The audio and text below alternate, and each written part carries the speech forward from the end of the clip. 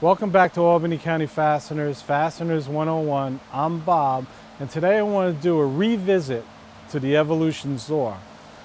I've been using it now for about a month and a half in my warehouse, and I've been running some production stuff through it. And I wanted to give you the do's and don'ts of this saw. So let's get started. So I basically established at this point the do's and don'ts with the Evolution 380. And what I've learned is that cutting a piece of steel like this, like we showed you in our last video, if you want to see that, you can go back to my last video, my original video on the Evolution 380. Cutting steel, structural steel, large sizes of steel, I-beams, no problem.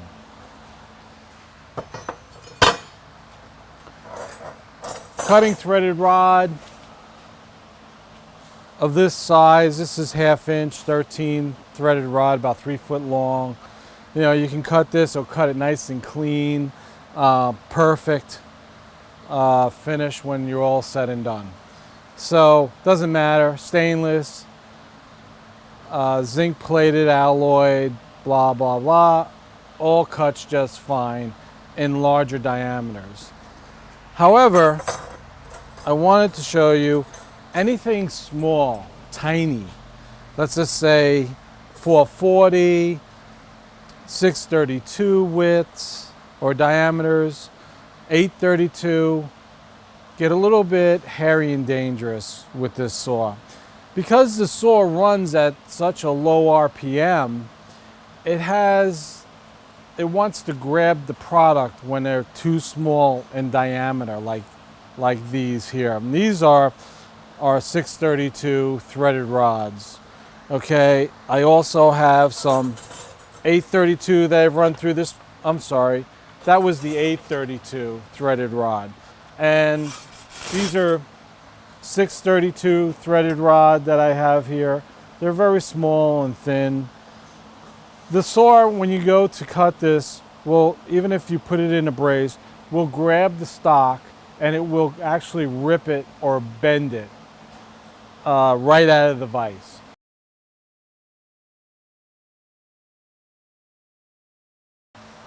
Small threaded rod in diameter, the saw will grab it and rip it. So these are not to be used in the saw. I'm also cutting some threaded rod 5/16/18, and I was cutting this threaded rod today, and I just wanted to show you that the machine, actually the blade, grabbed the product and brought it up into the shroud area. And you can see, I don't know if you can see it in the camera, but you can see how chopped up the threaded rod is. Now, granted, I just cut 700 pieces of this product and only one got caught up in the saw. But it also can be, you know, very dangerous. It can throw that at you, you can get hurt. So you got to make sure you wear protective gloves, eye protection, along with ear protection. But I just wanted to show you this also that happened to me. So what I'm going to do now is I have this project I'm working on, 700 pieces of this 5/16/18 threaded rod. And I'm going to say to you that this is only alloyed steel, zinc plated, okay? And it doesn't cut this as clean as it would cut a 1/2 inch or a 3/8 threaded rod. And I'm going to demonstrate that to you. So let's do that now. So for this project that I'm doing for a customer, I have this jig set up. This is basically, I had to do 700 cuts at 7 inches long. So I set this jig up and I just bring the product right to the edge of that track, which is great because the nice thing about using a piece of track as a jig is that it moves.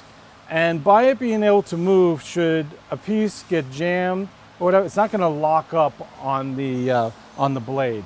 it's just going to toss it or bend or give in a little bit. It's the perfect stuff for a jig when you're trying to cut things like this that are steel. I'm putting in my ear protection right now, trying to preserve my ears for a while longer. So I'm going to go through this threaded rod I'm cutting. I'm going to make several cuts for you so you can watch and see how it cuts this 5/16/18 threaded rod, and you can get a feel for yourself of what I'm talking about. Now, it does cut this okay, but it doesn't cut it clean. So it needs cleanup after we're all said and done. Not like 3/8, it does cut that clean. 1/2 inch, anything larger in size, it does cut it clean, and you can put a nut right on. So let's go.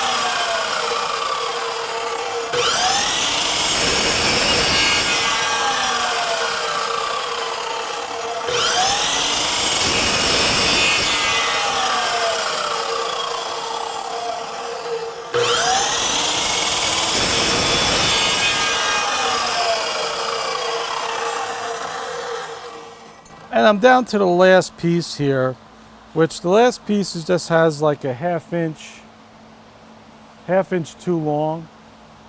Okay, so I'm going to cut that little piece off there. I'm going to slide it in here. The thing is that you want to watch out for this, and what you end up with is one of these little pieces that I have here. Okay, that little piece gets thrown around the room. It gets caught up in the blade and it flies around. And I think most of this happens just because the blade is moving so slow and it grabs the material. So I just want to bring that to your point. You'll watch this piece fling as soon as I get cutting through, as soon as I cut through it.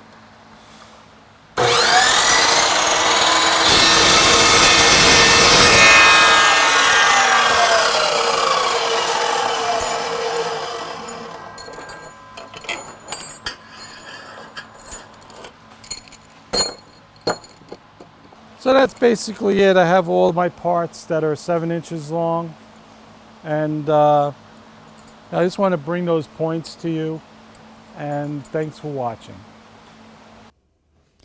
It's Cool Creations wintertime. Congratulations to Mary of Tucson, Arizona. She's our week 5 winner. Mary creates beautiful pieces of jewelry out of hex nuts and a variety of materials such as stainless steel and brass. We love her creative use of braiding and incorporating natural and industrial materials into her works of art. Masculine and feminine, many of her pieces are unisex, and she'll even custom design unique pieces for each customer. Bracelets, anklets, necklaces, and more.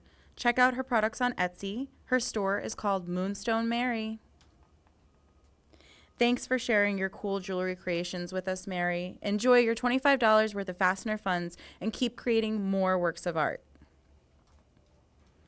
Don't forget to enter to win next week's Cool Creations contest. Send in pictures of your projects to projects@rawproductscorp.com and watch every Wednesday for the winner announcement. Thanks again for watching and enjoy the rest of your day.